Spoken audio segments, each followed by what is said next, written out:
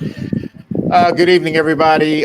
Joining you from our digital desk here at Mid Michigan now as we get ready to monitor, or as we are monitoring, the election results from today's primary. And we do have results coming in. I also have my colleague, Courtney Bennett, on standby. We're going to talk to her in just a moment.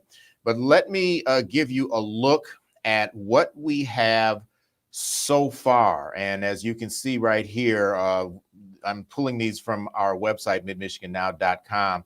And we have results in the U.S. Senate race. And in fact, there are reports, several outlets have already called both of these races, both the Democratic primary and the Republican primary. On the Democratic side, you can see here Congresswoman Alyssa Slotkin with a sizable lead over actor and union member Hill Harper.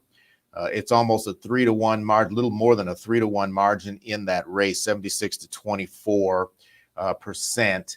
And on the Republican side, Mike Rogers, the former congressman, with a similar sizable lead here over three other candidates. He's pulling in 70% of the vote so far. And in both cases, this is only with 3% of the precincts reporting at this point, but several outlets are already calling these races in Slotkin and Rogers' favor. In terms of the congressional races in District 1, which is, I believe, northern Michigan, the Democratic primary is pretty close right now between Callie Barr and Bob Lawrence. They're 52 to 48%, excuse me. That's on the Democratic side. On the Republican side, not nearly as close. The incumbent Republican Jack Bergman with an 82% of the vote lead over Josh Saul, who is pulling in just 18%. District 8 is a race of particular interest. This is the seat that Congressman Dan Kildee currently holds. And as we know, Congressman Kildee will step aside from Capitol Hill when his term ends in January. On the Democratic side, the candidate that Kildee endorsed, State Senator Kristen McDonald-Rivet, is currently leading that race. Just 1% of the precincts reporting here, but she has 86% of those votes so far over Matt Collier and Dr. Pamela Pugh. And on the Republican side for the District 8 congressional seat, Paul Young, who ran against Congressman Kildee 2 years ago and lost a very close race to the incumbent Kildee. He is leading the Republican primary right now with 63% of the vote over Mary Draves and Anthony Hudson. So I want to check in with Courtney Bennett. Let me bring her in to this conversation now. Courtney is at the Kristen McDonald-Rivet watch party tonight. You're standing outside. Tell me where that's taking place. I believe it's a Union Hall. Yes, it's the Union Hall Local 85 here in Saginaw, and I'm standing outside because as we were testing the mics earlier, there was issues with the sound. It is very loud in there. There's about 75 to 100 of Kristen McDonald-Rivet supporters inside there. They're all obviously very excited and awaiting those results as they come in throughout the night. And you were inside. It did seem like there was a sizable crowd in there. Not a whole lot of noise. There's more the background that was interfering with my ability to hear you clearly through your cell phone there. But do you get the sense that they're excited about this race and they have a good feeling about it? I do. I think that they're very excited. Kristen McDonald-Rivet, before I stepped outside, she actually took the stage and she said, I don't have any news about this particular campaign, my campaign here, but she was letting the crowd know about Alyssa Slotkin, about how some outlets are already calling that race, and everyone clapped and cheered for that as well. But many of the people inside actually have been spending the months leading up to this primary today, making calls, going door knocking on behalf of Kristen McDonald-Rivet. So there's a lot of people that have put so much time and energy into this, which actually adds to probably their excitement inside. Absolutely.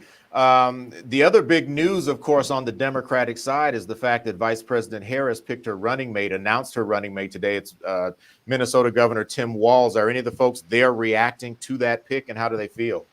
I haven't been able to talk to anyone specifically about that.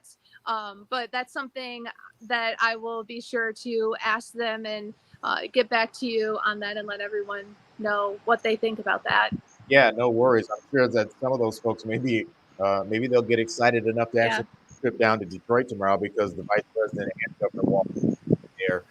Not sure about the location at this point, but they do have a big rally planned for Detroit. It's the second stop on their initial campaign swing as a ticket running together. All right. So once again, just a quick recap here, and I will bring the results back on the screen here. Kristen McDonald-Rivet with 1% of the votes counted thus far in District 8 for the Democratic primary is leading by a very sizable margin over Matt Collier and Dr. Pamela Pugh. Rivet has 86% of the vote. And on the Republican side, it's Paul Young leading 63% to 24% over Mary Draves, and 13% of the vote there going to small business owner Anthony Hudson. And of course, we're also watching that Senate race, which in many cases has been called at this point. They're now showing 4% of the votes in Slotkin leading Hill Harper 76% to 24%. Mike Rogers leading the three other Republican candidates with 70% of the vote. It's 12, 10, 8 respectively for Amash, O'Donnell, and Pensler. Courtney, you want to go walk inside, just give everybody just a quick look at what's going on inside that party? We'll deal with the noise. I just think it would be good to see the people there that are ready to celebrate, they hope, with State Senator Rivet. Oh yeah, the room looking good. Yeah, so we're in the Union Hall room. There's a big conference room over here. You can see all the people.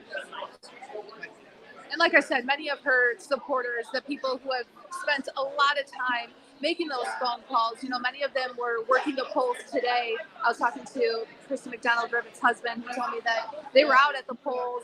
They were, passing out her flyers. Obviously, the distance that you have to be from the polls. But again, they've spent months leading up to this to get her to the November ticket, because that's the goal right here, right now.